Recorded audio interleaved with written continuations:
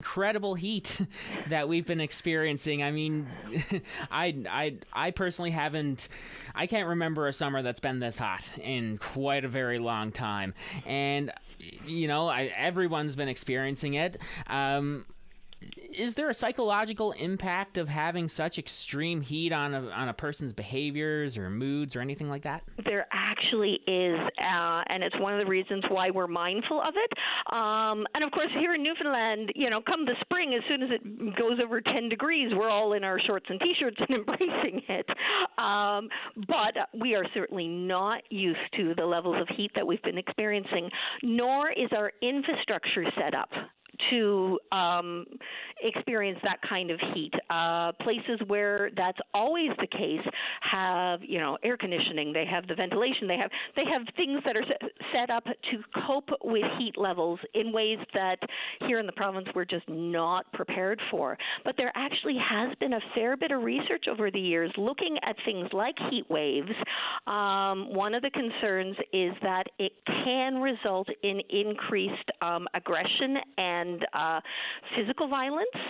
So, hearing things about the conditions down at the penitentiary and the lack of ventilation in a potentially volatile group of individuals, that is certainly a concern. We unfortunately see things like an increase in domestic violence, interpersonal violence.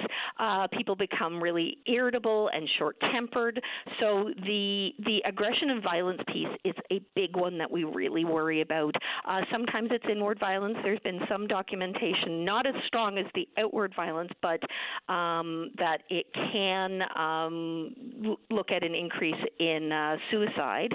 So there are big picture reasons that we worry about it. And then there are the more day-to-day things. Certainly we know sleep is essential, and sleep gets disrupted for most of us in the heat.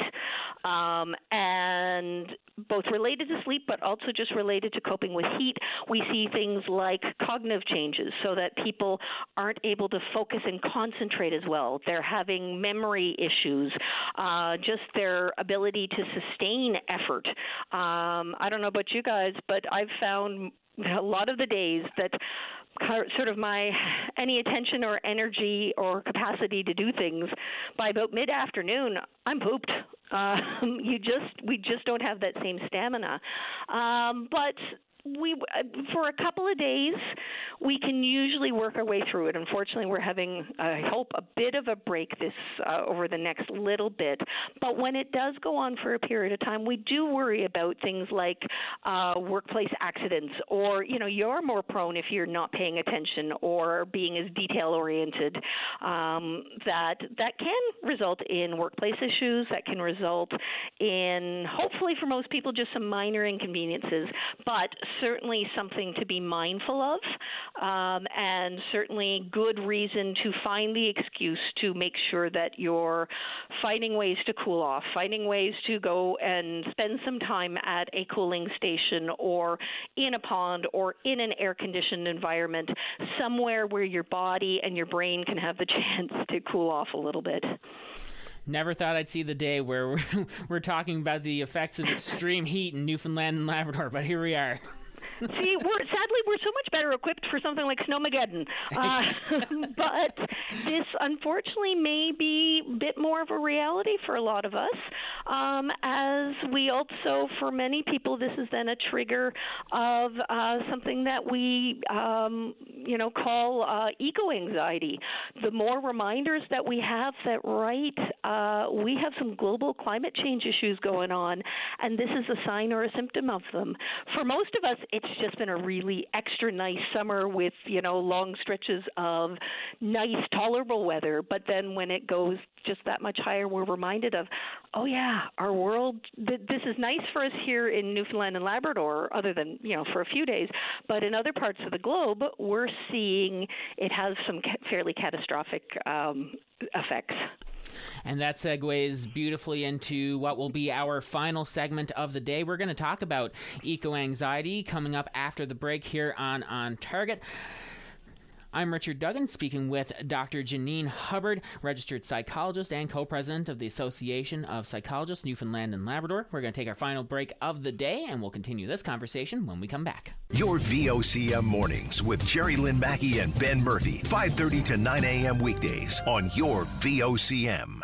And we're back here on Target. Richard Duggan filling in for Linda Swain. Dr. Janine Hubbard is my guest today. And we mentioned it just before the break, but now we're going to talk about something called eco-anxiety. And Dr. Hubbard, I guess just to start off, explain what exactly is eco-anxiety? Well, I guess I should say it's not an official diagnosis, but it's something that psychologists are increasingly studying because we're realizing that it's a thing.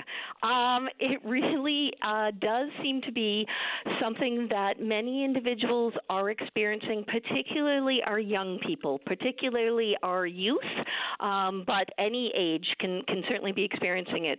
And what it's finding is that when we have unusual weather events, whether it's a hurricane, whether it's a flood, whether it's a forest fire, or even just a heat wave, as we were mentioning earlier, it's a reminder that there are bigger global things happening that often make people feel very anxious and very small because it feels like it's something that's so out of their control, and particularly the youth are thinking that how much more that's likely to affect them in the future.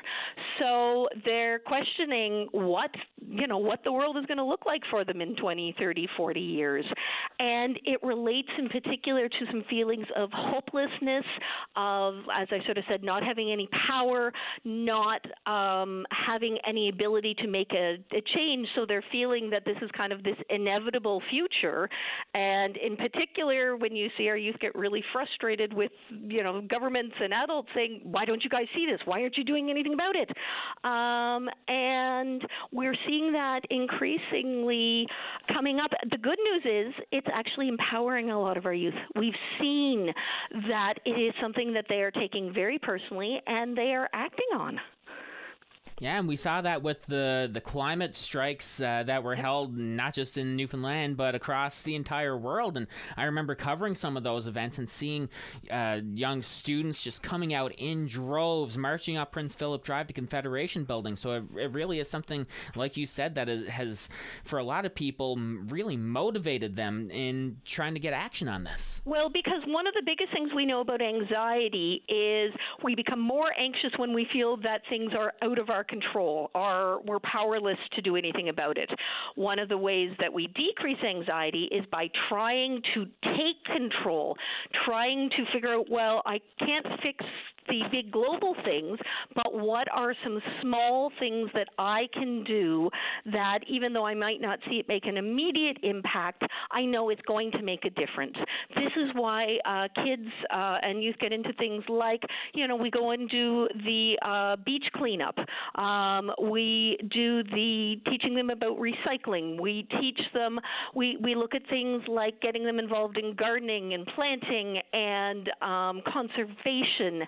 And that's one of the areas. So particularly if you do happen to have someone in your life who is feeling really distressed when they see some of these things. Like you start to hear some of that hopelessness, that future thinking and concerns.